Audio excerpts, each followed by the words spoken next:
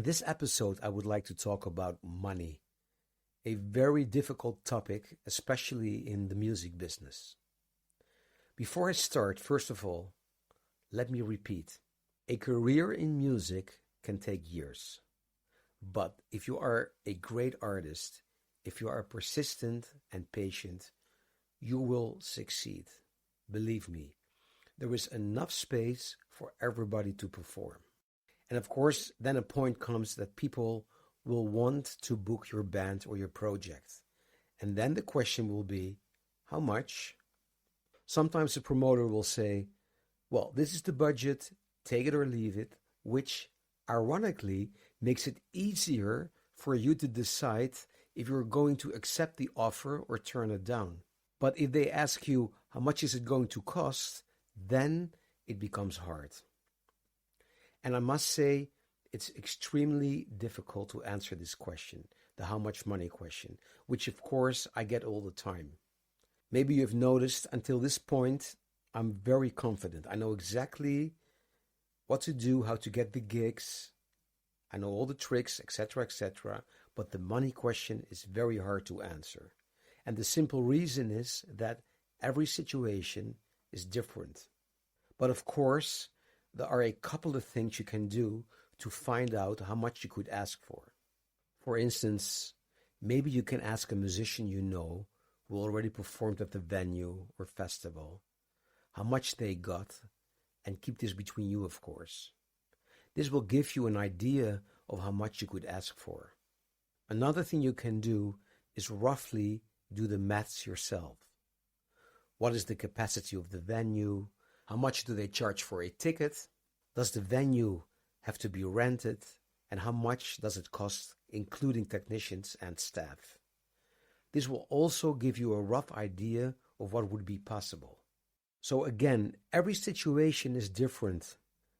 And what I strongly recommend you to do is, if you know there is money to play with, like a heavily sponsored festival or a well-subsidized venue, then don't be afraid to ask money. And a very important thing here, if there is no money or only little money to play with, then you should think twice if you're going to accept the gig or not. If you are very sure that it can lead to other good gigs or contacts, you can consider doing it and look at it as an investment.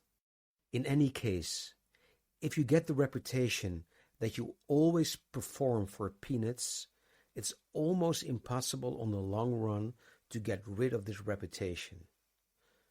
Don't get the, as I call it, the handyman or handywoman reputation.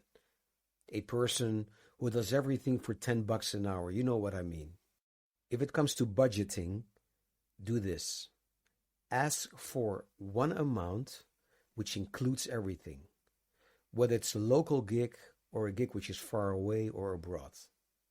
In that case, make one budget which includes travel costs, hotels, meals, and say to the organizer, this is the budget which includes everything, and I will take care of everything myself, which is actually really easy to do nowadays.